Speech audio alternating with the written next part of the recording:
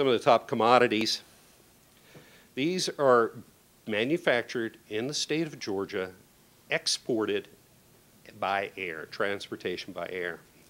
And Kai also mentioned pharmaceuticals. Organic chemicals is a code word for pharmaceuticals, and that's eighth, with 2.1 million kilos produced in this state and transported by air. Tremendous opportunity in these products. Is it a surprise on number 4? Dairy products, eggs. We ship I don't ship, but the airlines at Hartsfield-Jackson and the freight forwarders have tremendous number of day-old chicks that leave the state of Georgia and go as far as Southeast Asia for transportation. Economic impact. I told among the benefits, the strongest benefit for air cargo is the jobs, the economic vitality that it generates in the community, in the city, in the region. In the early 90s, when I was the cargo development officer at Hartsfield-Jackson, I was interviewed by a New York publication, air cargo publication. They asked me, they said, "What do you like about your job?" And I said, "My job brings jobs to people who need jobs." And that's exactly why this is important to us. If you look at the direct and economic impact, and Jack, this is your expertise, has 3 main components. That's direct, indirect, and induced. And if you believe Dr. Martin in Pennsylvania, air cargo has a 4th, which is called allied associated, but we won't cover that here. But direct impacts on the Southeast region, direct jobs, is over 47,000. Wages of $3 billion and business sales of $16.4 billion. Now, that's just the direct impact. If you take the indirect and the induced, in the Southeast, that swells to 176,248. Now, I want to know who went out and counted the 248. I like to say more than 176,000. But look at the wages, $8.2 billion in wages in the Southeast. Now, before I take it down to Georgia, I talked earlier about 3 main components that I feel that airlines look for. Low operating cost. I showed you a comparison of Atlanta to major other cargo gateways. I want to talk about the local market, the strength of the local market. I said also that Atlanta is 9th in the U.S. for air cargo, and with our 650,000 metric tons. Number 2 in the United States is Anchorage, with almost 2 million metric tons of cargo. But according to their economic impact study of '09, they had direct jobs of 3,500. We had 18,000. Their indirect and induced jobs swelled another 3,200 jobs, and their indirect and induced jobs for Atlanta is 43,000. Payroll in Anchorage, from all of that, number 2 cargo airport in the United States is $300 million. Payroll in Georgia, in the Southeast region, is $3.2 billion. As one of my early bosses used to say when I worked for DHL, he says, "Robert, volume is vanity." Because I used to say, "We're filling our planes, we've got a lot of shipments." He said, "Robert, volume is vanity. You can only spend yield." And this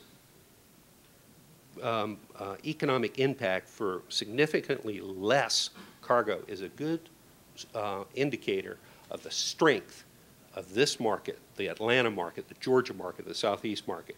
So we've got low operating costs and we got strength of our local market, which makes us attractive. Georgia, just to throw this in, because most of us are from Georgia, live in Georgia, enjoy Georgia, have our professions here. $7 billion in goods are sent through Hartsfield-Jackson in Atlanta. Direct impact, I talked about it earlier, 18,000 jobs, $1.3 billion in wages. And if you look at the total impact of that direct, indirect, and induced, that's 62,000 jobs here in Georgia and about $3 billion in wages. Now, if you subscribe to Dr. Martin, who is an economist, and believes that in a fourth component that cargo has as an economic impact of associated or allied impact, then this swells to almost 3 times that number. New cargo airlines. Great Wall started with us in July of '09, and in fact they will become China Cargo in June, just next month, with a merger, and they will go to 6 weekly all-cargo flights out of Atlanta to Shanghai. And I got to thank Neil and the Delta crew, because they're bringing back their Delta passenger flight, which will take cargo as well next month, twice a week. We're glad to have that back. Singapore Airlines is looking to expand. They came to us in September of '09, and by September of the fall of this year, they will expand again. Asiana, which started a year ago, less than a year ago, will go to 6 weekly flights between Seoul and Atlanta. And we heard earlier about Kia. 40% of the traffic on those aircraft are related to Kia. So a good win for us. All these additional flights that these carriers and Delta and so forth are putting on will equal about 50 direct jobs and about $60 million in additional economic impact for the city and the state. What's next? This time next year, we'll have a new way for the airport to interact with our international passengers and international business people. We will open the Maynard Holbrook-Jackson International Terminal. It will create a new front door to the airport, an east side front door. It will add 12 gates and 1.2 million square feet.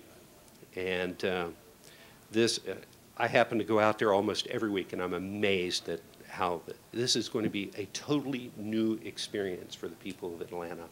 For the people who are coming here, who are tired of rechecking their bag because of the pesky FAA rules on security, you know, if we could just get rid of that TSA, you know, all that regulation stuff, be easier business, wouldn't it, guys? But you will be able to pick up your bag after you're on your flight and walk out the front door, which is going to be nice. We're all very proud of this terminal, and I'm very proud that it's named after one of the visionaries in Atlanta aviation. I happen to have the good fortune of being handed a lot of history over the 80-year history of our airport and responsibility, and I'm going to make sure that we open this terminal and show the world that Atlanta knows how to do business, and Atlanta is open for business. Now, I cannot get out of here in doing Warren's presentation without talking about an important event in 2012, beyond opening our international terminal. In 2012 will be the 50th anniversary of the largest air cargo logistics show in the world, the International Air Cargo Association's Air Cargo Forum. It's held every 2 years.